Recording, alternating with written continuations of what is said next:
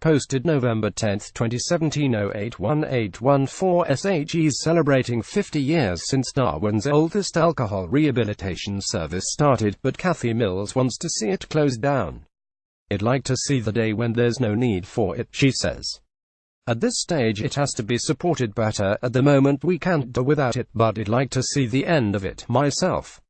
The need to rehabilitate people because of the despair, that's a cruel thing." Mrs. Mills was part of a group of women who banded together in 1967 to support people in Darwin living rough and battling with grog because there was no help. "We offered them a cup of tea or a sandwich or whatever, all coming from our own homes. The group set up a place for people to camp and a night shelter, and then secured government funding to purchase a hostel in Stewart Park. Today, a residential rehabilitation service called the Foundation of Rehabilitation with Aboriginal Alcohol-Related Difficulties FORWAARD stands in the same spot. It is one of a range of services aimed at tackling the Northern Territory's alcohol problems, but the recent review to the Territory's liquor policies found there was a lack of clarity around what types of help are available and what is working.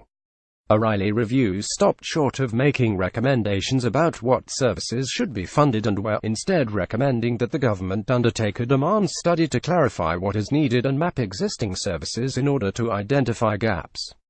The Primary Health Network is conducting the study and will report back next year, while services like FORWAARD keep up the daily effort to help people kick the addiction.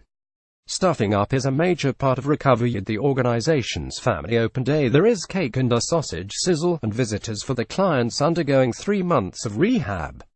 Alex Godfrey, 24, is celebrating his successful completion of the program after stopping halfway through a first attempt last year.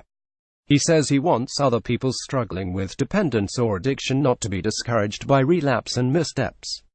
"Last year, when I failed, it played on me all year and I ended up getting back into my old habits," Mr. Godfrey says. "That's one thing you learn to realize, and, I don't know, it's kind of a blessing. Stuffing up is a major part of recovery. There's no shame in it." The organization's chairwoman Margie Rajic says the service has a lot to be proud of, but a tight budget makes things difficult. She says FORWAARD has no aftercare capacity to help people stay on track once they leave the program, especially those who will struggle to find accommodation or work. "We haven't got the money to do the aftercare," Ms. Rajic says.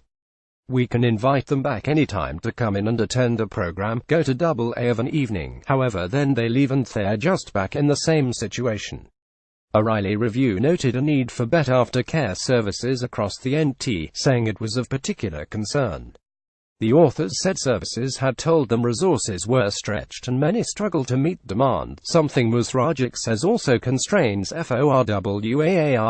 "We could take in so many more Aboriginal and Torres Strait Islander people, or people that want the help, that need the help, and we have to turn them away," Ms. Rajic says. "It's not the alcohol, it's society." Ms. Mills is still looking forward to the day that the service is no longer needed, but says that will not happen without major cultural change and greater understanding of what lies beneath the Territory's alcohol problems. She said it was despair and marginalization that drove people to drink when she helped start the service. She says not enough has changed. "We blame alcohol, but it's not the alcohol," she said. "It's the society." Topics: alcohol, drug use, health. Darwin 080 NT.